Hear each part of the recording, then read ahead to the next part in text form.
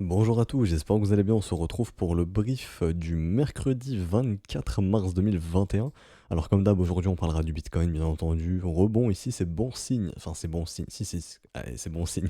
C'est bon signe ce qui se met en place ici pour Bitcoin qui pour l'instant ne résout pas cette zone de combat à la baisse. Toujours pas de résolution de la contraction du momentum. Donc on verra qui gagnera des bulls ou des bears. Mais en tout cas, c'est bon signe, la petite structure qui s'instaure ici.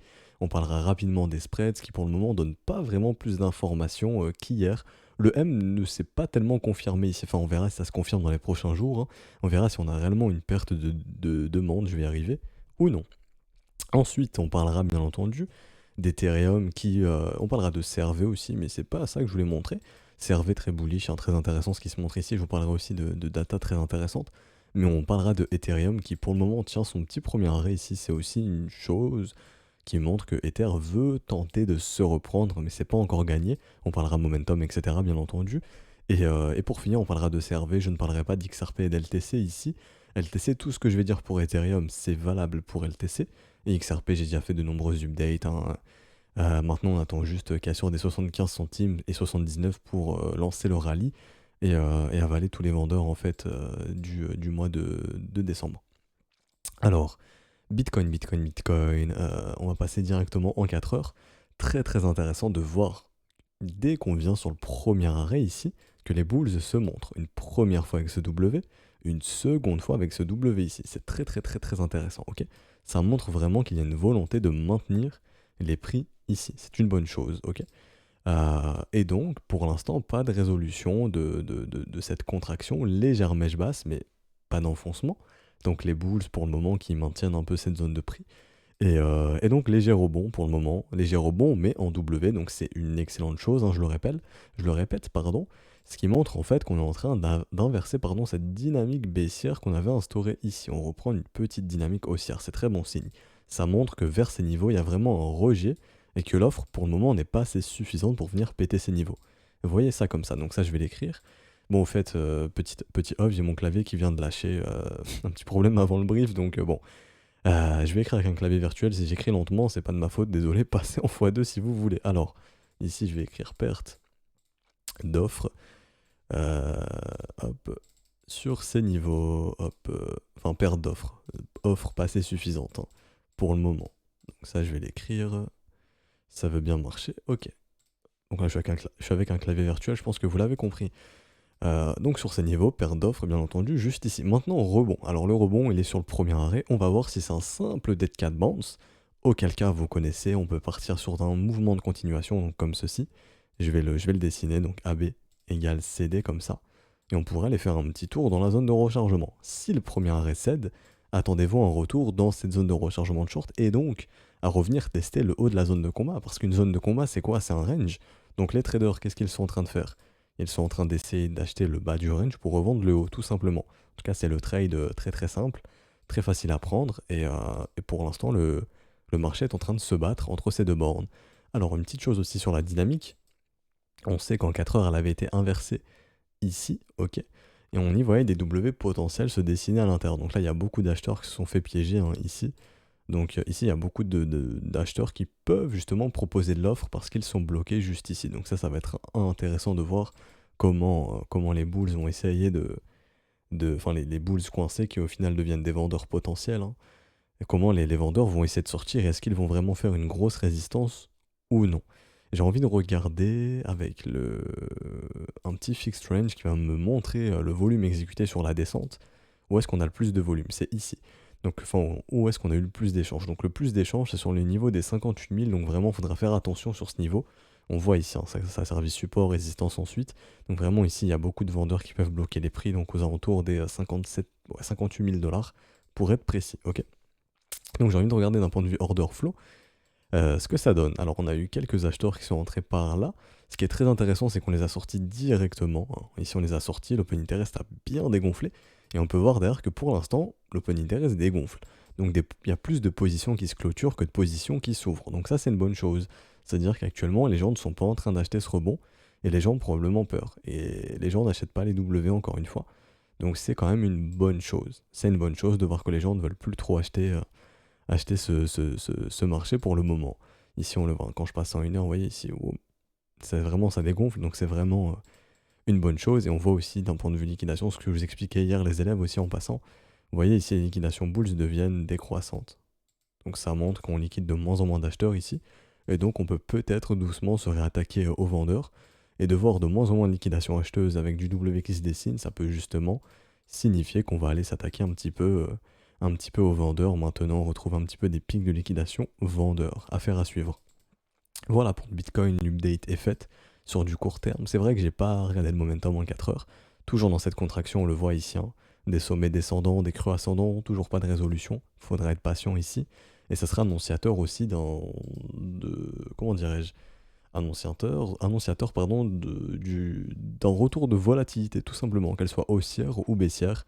On attendra à la résolution de celle-ci. Et donc, maintenant, en 1 heure, que indique le momentum? Alors, on a de léger W qui se dessine, c'est quand même une bonne chose ici, petite divergence W qui indique que les bulls ont récupéré le momentum ici en 1 heure, donc là on a un peu plus d'infos en 1 heure, c'est cool sur vraiment du court terme, hein. Enfin court terme, il y a plus court terme que ça bien entendu, mais je ne vais jamais sous le 1 heure généralement quand je regarde dans les briefs. Alors reprise du momentum ici avec cette petite div, et nouveau W juste derrière, donc très très positif, et derrière du W qui se dessine. Donc les bulls récupèrent la dynamique, et la dynamique interne c'est une très bonne chose en 1 heure, ce qui peut nous amener à penser que la journée pourrait entre guillemets être bullish, tout simplement, hein. Si on a un momentum qui est haussier, idéalement il faudrait venir casser ici pour justement instaurer un nouveau W, mais en tout cas en 1 heure on n'a pas de perte de momentum sur ce mouvement, c'est une bonne chose. Et donc en daily, je le répète, toujours un momentum qui est faible à contrario, donc là on attendra de voir dans les prochains jours, peut-être même prochaines semaines, si on est prêt à récupérer le momentum. Si ici on fait un beau W comme ceci, je vous l'expliquais, ça signifierait que les bulls récupèrent le momentum, et à ce moment-là, attendez-vous à un Bitcoin qui regagne beaucoup en valeur, enfin beaucoup en valeur. Un Bitcoin qui fait son rallye tranquillement, comme ceci, avec des dips un peu moins profonds, et un Bitcoin qui accélère un peu la donne, comme c'était le cas par exemple ici sur ce rallye, hein. Ici, ok. Donc on pourrait calquer la même chose, hein, et donc voir un Bitcoin reprendre en valeur assez rapidement. Mais est-ce que le Bitcoin est bear à moyen long terme? Du tout, du tout, du tout. Tout va bien pour le Bitcoin pour le moment, surtout qu'on n'arrive pas à instaurer ce M ici, on en parlait, hein. M top potentiel qui pour l'instant ne s'instaure pas, donc c'est une bonne chose.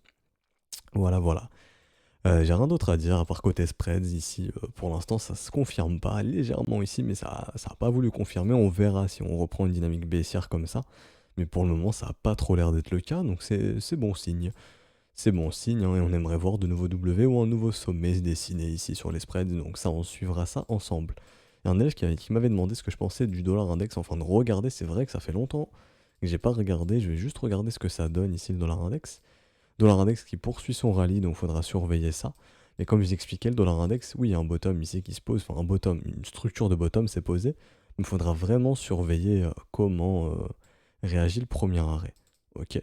Parce que je pense que beaucoup de traders ont shorté ce marché justement dans cette zone, juste ici. Ça me rappelle un peu Bitcoin en fait. Pour ceux qui ont connu, c'était quoi? C'était juillet 2000, non, 2018, juillet 2018, où c'est un truc assez similaire sur Bitcoin, où vraiment, il y a beaucoup de gens qui sortaient sur le support des 6000, et en fait, on a eu un énorme squeeze derrière. Et ok, oui, on imprime, etc. Donc c'est pas bon pour le dollar, mais si tout le monde short ici, pardon, ça va être très compliqué de faire ça directement. Faut d'abord sortir les vendeurs, et ensuite on ira. Donc on verra comment on va résoudre, pardon, le premier arrêt. Je vous remonte rapidement la comparaison avec Bitcoin. Pour ceux qui s'en rappellent, hein, pour les nouveaux, ça va être compliqué. Vous allez dire, qu'est-ce qu'il nous raconte, lui?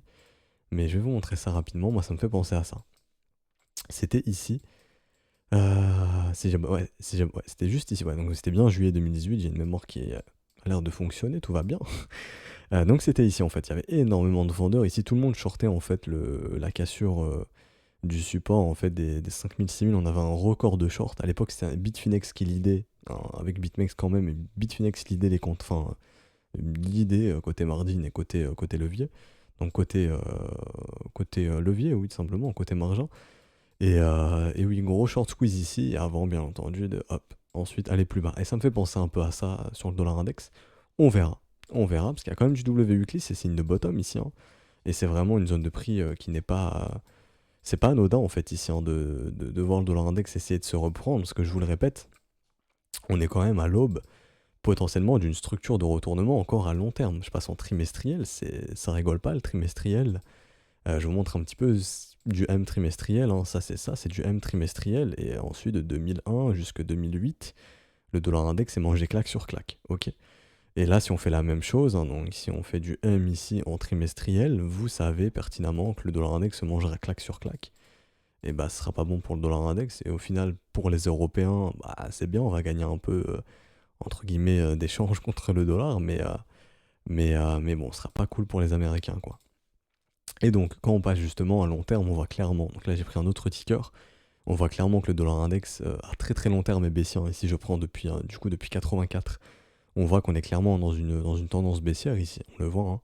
Sommet, creux, sommet, donc sommet, creux ascendant, sommet descendant, creux descendant, oui, sommet descendant, creux descendant potentiellement.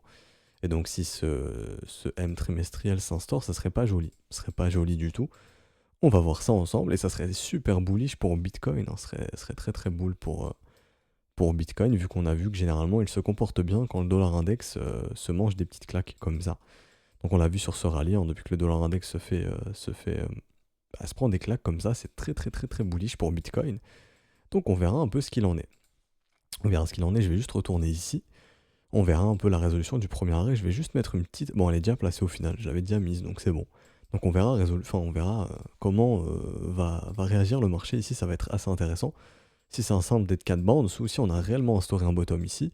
Et on verra si les deux, donc si Bitcoin et dollar index peuvent aller dans le même sens.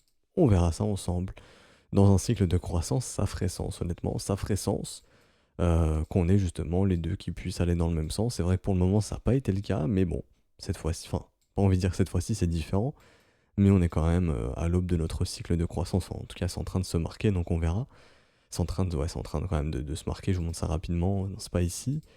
Mais bon, voilà, ça c'est le dollar, enfin, pardon, c'est pas le dollar, c'est le S&P 500 sans inflation, donc on a retiré toute la dévaluation du dollar, on est quand même à l'aube de quelque chose de très joli sur le S&P, ce qui pourrait signaler le début de notre cycle de croissance, hein. Donc contrairement à ce qu'on pense, oh là là, S&P va craquer, on entend ça toutes les semaines, bah non en fait, il aurait peut-être 10-15 ans de hausse devant lui, et, euh, et bah, ceux qui shortent S&P H24 vont probablement shorter encore pendant 15 ans ce marché. Tout simplement parce que on est prêt à retrouver de la réelle valeur, hein, donc à reprendre, enfin à trouver un S&P qui puisse prendre de la réelle valeur, donc de voir des actions continuer de performer, et donc les assets à risque aussi, et donc Bitcoin aussi probablement, ce serait bon signe aussi pour Bitcoin. Alors, trêve de blabla, je vais terminer ce brief avec Ethereum et CRV du coup. Alors, Ethereum, pour l'instant on est en train d'essayer de maintenir ce premier arrêt, on va voir si on réussit. Ici, vraiment, les vendeurs ont tout fait pour repousser le prix, hein. Donc, il y a beaucoup de vendeurs qui ont défendu le prix. Avec ces structures de prix, on le voit ici, avec ces petits M qui se sont instaurés. Hop, hop, hop, hop. Donc, on le voit ici, hein. Les vendeurs ont vraiment défendu cette zone. C'est simple. Si vraiment on vient déborder ici, là, les 1950, tous les vendeurs qui ont shorté ici, bah, simplement vont être débordés, hein, et ils vont justement tout faire pour sortir leur position. Et un vendeur qui clôture sa position, ça devient un acheteur. Donc, ça pourrait accentuer la demande, et c'est ce qu'on appelle un squeeze.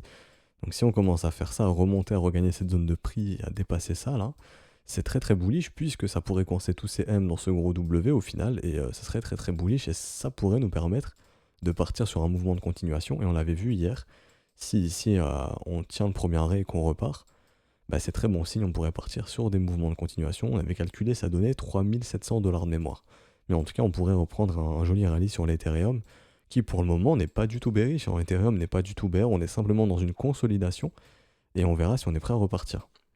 C'est un peu la même chose en fait qu'il s'était passé ici, je sais pas si vous vous rappelez, pour les plus anciens qui suivaient les briefs, hop, je trace ici, quand on était ici en fait, qu'on était en train de consolider sur le premier arrêt, je sais pas si vous vous rappelez, bottom top, premier arrêt, et nouveau sommet. Rappelez-vous, en tant que le marché est haussier, donc on est dans un mouvement tendanciel haussier, on ne devrait pas voir le Ethereum péter son premier arrêt, ok. Donc ça, c'est quand on est dans un mouvement tendanciel. Donc quand on enchaîne des sommets sur sommets, hein. On peut très bien le péter, mais dans ce cas-là, il faudra s'attendre à des petits retours en zone de rechargement et à de la consolidation pour repartir ensuite, comme ça avait été le cas en 2017 à un moment. Mais pour le moment, on est bien dans un mouvement tendanciel haussier, donc tout ça, enfin tant que le premier arrêt tient, il faut s'attendre à voir un Ethereum poursuivre et poursuivre encore, et encore de nouveaux sommets, ok. Donc là, on regarde, bon, je vais pas le remettre puisque je l'ai déjà mis, mais pour l'instant, le premier arrêt tient, donc si on voit pareil, c'est du W qui se dessinait sur le premier arrêt. Si on fait ça, bah, ce serait très très très très très très bullish pour Ethereum. Et on pourrait partir chercher du 3000 $ sans trop de problèmes. Et je pense que Ethereum a bien plus de potentiel que ça, honnêtement. Je vous dis pas d'acheter de l'Ether ici, hein, honnêtement, c'est trop tard. Enfin, pour un investissement professionnel et rationnel, c'est bien trop tard. Vous avez eu les opportunités ici, une première fois, une deuxième fois ici, une troisième fois ici, jusqu'ici, grosso modo, quand on était en zone de rechargement, encore dans les 400 dollars, 500 dollars. Maintenant, c'est trop tard, hein. Les investisseurs, enfin, en tout cas, la smart money, pardon, s'est positionnée ici, hein. Maintenant, c'est trop tard. Bien que pour le moment, le marché reste haussier, il n'y a pas de problème, et que je vois aucune raison de paniquer sur Ethereum. Mais est-ce que je viendrai acheter ici? Non, le train est passé. Par contre, à contrario, vous avez un CRV qui est très intéressant. Enfin, je vous dis pas d'acheter du CRV encore une fois, mais vous avez un CRV qui est très intéressant dans le sens où la dynamique est haussière. Est-ce qu'on a connu cette phase complètement parabolique sur cet asset? Non, on est en train de la construire justement, cette parabole. Donc c'est encore intéressant. On est sur un asset qui dessine W sur W, W ici, nouveau W ici, dans un potentiel gros nouveau W. C'est exactement le genre de structure que vous souhaitez acheter, hein. Donc ça c'est très bullish. Et ce que je voulais vous montrer aussi sur CRV, donc j'ai pas beaucoup d'historique, je vais pas vous dire 6000 trucs. Par exemple, si le momentum, je l'ai pas. J'ai l'OBV qui est croissant, donc ça c'est bon signe. Je vais juste diminuer en daily du coup pour récupérer plus d'infos. Mais j'ai pas grand chose, hein. Donc d'un point de vue momentum en daily, bah c'est positif de voir ici, hop, petit W se dessiner ici. Honnêtement, ça va, c'est positif.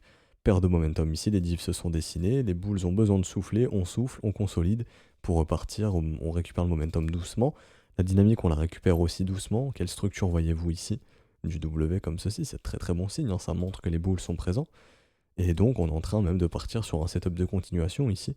Les élèves, hein, vous pouvez tracer setup de continuation ici sans problème. Alors, donc oui, très bullish. Et en fait, ce qui m'a marqué sur CRV, quand je vais sur Glassnode, je mets le lien en commentaire, pardon, si vous voulez les infos, c'est que 91% des tokens sont détenus par 1% des plus riches. Ce qui veut dire que les plus riches ont 91% des tokens et que pour le moment, ils ne vendent pas.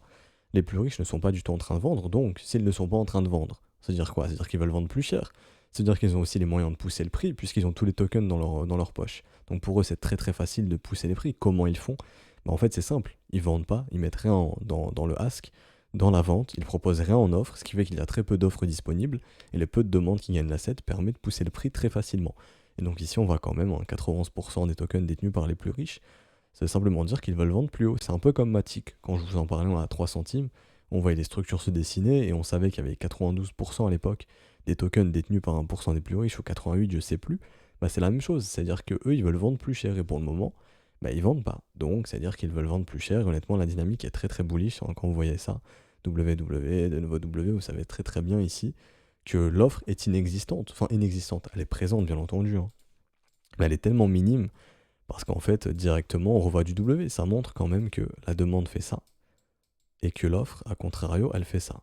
Soit elle stagne, ou soit elle baisse. Donc un marché dans lequel l'offre stagne et la demande augmente, ou la demande augmente et l'offre baisse, c'est un marché qui est haussier. Et ça se traduit comment? Creux, sommet, ascendant, comme ceci.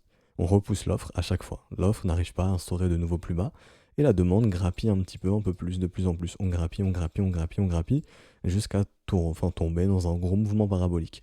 Donc c'est pour ça que j'estime que CRV est très intéressant, et c'est pour ça que je voulais vous en parler aujourd'hui, en plus des datas Glassnode qui sont aussi très intéressantes. Je vous mets des datas en commentaire si besoin. Faut savoir que pour ces datas, c'est abonnement payant, donc bon, c'est peut-être pas obligatoire de passer via l'abo payant. Enfin bref, donc les informations sont disponibles dans l'école si jamais.